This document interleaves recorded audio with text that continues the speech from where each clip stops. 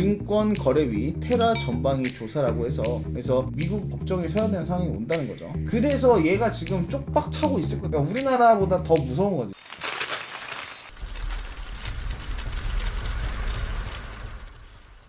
자, 오늘도 어김없이 준비한 내용들로 여러분한테 전달해 드리는 거고, 내용이 잘 전달됐으면 좋겠습니다. 자, 오늘의 주요 내용입니다. 첫 번째, 루나 권도형 테라폼레스에 대한 내용이고요. 제가 루나 내용을 많이 전달을 해 드려요. 이유는 여러분들이 좀 안타까운 일도 많고 루나의 떡상을 기다리시는 분들도 많고, 그렇기 때문에 루나 내용을 최대한 많이 넣고 있고요. 두 번째는 코인 시황 뉴스입니다. 그리고 세 번째는 국내외 경제 뉴스입니다. 자, 첫 번째 내용은요, 미 증권거래위 테라 전방위 조사라고 해서 증권법 위반 여부를 들여다본다. 미러 프로토콜 사용자의 15%가 미국에 기반을 둔 점이고, 미국인 직원이 있다는 것과, 그리고 미국 기업과 토큰 거래 계약을 체결한 것, 미국에 기반을 둔 사용자에게 토큰을 홍보한 점까지 해서 권도형 대표가 SEC가 발부한 소환장에 응해야 된다고 판결이 났답니다. 그래서 미국 법정에 서야 되는 상황이 온다는 거죠. 그래서 얘가 지금 쪽박 차고 있을 거예요. 그러니까 우리나라보다 더 무서운 거지, 지금 상황이, 현재 상황은. 자, 그래서 하루 만에 트위터 다시 살린 권도형인데요. 제가 어제 말씀드렸던 내용이에요. 언론과 소통을 하면서 제 역할을 할 것이다. 테라폼레스 대표가 오늘 10일날 트위터를 공개로 다시 전환을 했다. 테라 2.0과 관련한 자신의 심경을 많이 밝혔고요. 현재까지 자신의 이제 노력이 새 코인을 만드는데 이제 투자를 했지만, 앞으로는 언론과 소통하는 데 있어 적극적인 자세를 보일 것이다. 고래들이 다시 좀 와달라 부탁을 하는 내용이겠죠. 근데 정말 잘하고 있는 자세예요. 저 자세는 무조건 필요한 자세고, 잘못된 정보와 거짓들이 많이 나오고 있다. 가능한 이를 바로잡고 제 역할을 하도록 하겠다. 그러면서 많은 사람들이 다양한 언어로 메시지를 보내왔지만 영어가 아니라면 대응하기가 매우 어렵다. 테라 메커니즘 개발 오픈소스의 투명성, 그리고 테라폼레스가 테라 네트워크에 지속적으로 지원하고 있으나 테라폼레스가 주도하는 체인은 결코 아니라는 점에 등에서도 설명을 했습니다. 자, 그러면서 점프 크랩토 디파이 붕괴는 거시경제와 가상자산 레버리지 때문이다. 디파이 생태계의 붕괴 원인이 거시경제 유동성 축소와 가상자산 레버리지 폭풍 때문이라는 내용이죠. 그러니까 선물하는 사람들이 엄청 많아서 이제 선물 때문에 이렇게 된 것이다 라는 내용인데, 다음 세대 디파이 탈중화금융화 웹3는 무엇일까 라는 내용이고, 디파이 붕괴에 대한 분석도 다음 디파이 시장에 주목해야 될 포인트를 짚었다는 거죠. 거시경제 유동성 축소로 인한 자산 시장의 유동성 축소는 끔찍했고요. 여기에 모두가 알고 있는 것처럼 레버리지 폭풍이 디파이 붕괴를 초래했다는 내용입니다. 저는 솔직히 좀 개소리라고 생각하는데 일단 그렇게 생각을 하시면 될 것 같고요. 나이젤 그린은 이제 암호화폐 시장 침체가 바닥에 가까워짐에 따라서 비트코인 가격은 올 4분기 상승 랠리를 시작할 것이다. 여러분들이 아실지 모르겠지만 재무설계자문 기업 드비어 그룹에서 최고 경영자입니다. 정말 이제 족보 있는 곳이기도 하고요. 그래서 암호화폐 역사상 비트코인 주봉의 9연속 운봉은 여지껏 없었고, 이제 가격 회복은 시작되고 있고, 저희가 다 생각하고 있는 부분이죠.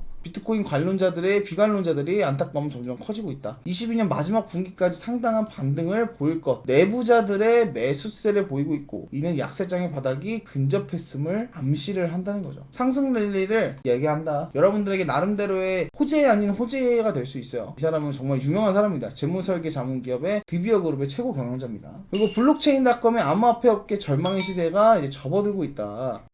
이 사람은 이렇게 얘기를 하는데요. 암호화폐 업계가 절망의 시대에 접어들고 있다. 그러면서 지금 우리는 두 번째 단계에 접어들고 있고, 루나를 언급하면서 무엇이든 너무 빨리 올라가면 걱정이 된다. 솔라나도 너무 빨리 올라갔다. 사실 틀린 내용은 아니에요. 이 부분은 맞는 내용이라고 생각합니다. 그러나 절망의 시대까지는 아니라고 생각합니다. 오히려 당연히 올라감이 있으면 떨어지는 게 있는 게 당연한 거잖아요. 당연한 거예요. 올라감이 있는데 당연히 떨어지는 게 있어야지. 그게 맞는 거잖아. 굳이 이렇게까지 공포감을 조성할 필요는 없는 부분인데 오바를 했다.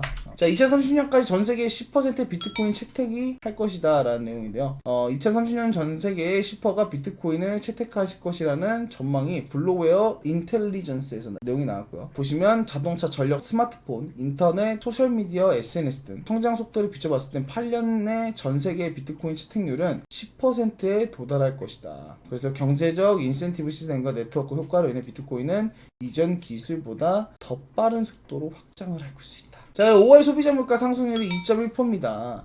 방금 전에 CPI가 나왔었죠. 그래서 지금 경제 캘린더의 내용을 여러분들 보시면 알 수 있는 부분인데요. 인플레이션 압박이 커진 세계 주요 국가와 달리 중국의 소비자 물가 상승률은 작년 11월 이후 줄곧 2%에 비교적 낮은 수준에서 유지됐지만 지난달 다시 2%대로 올라섰고요.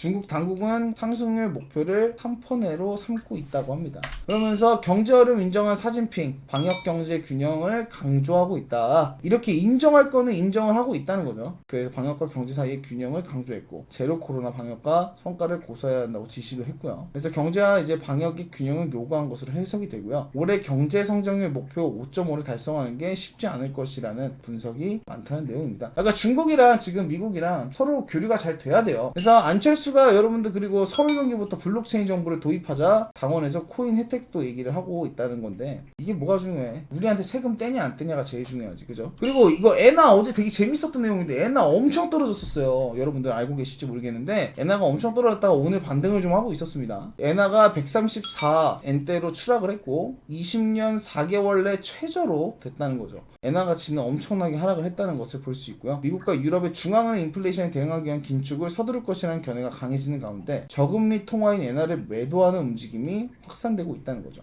연방준비제도 그리고 유럽중앙은행이 매달 정책금리를 올릴 것으로 예상되면서 일본은행과 정책 차이의 재료로 한 엔화 매도가 이어지고 있다. 사실 엔화 어느 정도 매수 슬슬 준비해보는 거 나쁘지 않을 것 같긴 한데, 그죠? 이렇게 해서 오늘 내용은 여기로 마무리를 짓도록 하고요. 제가 지금은 이제 코링이 영상들도 제작을 하고 있는데 조만간에는 초보자분들을 위한 영상들도 많이 공유를 하도록 하겠습니다.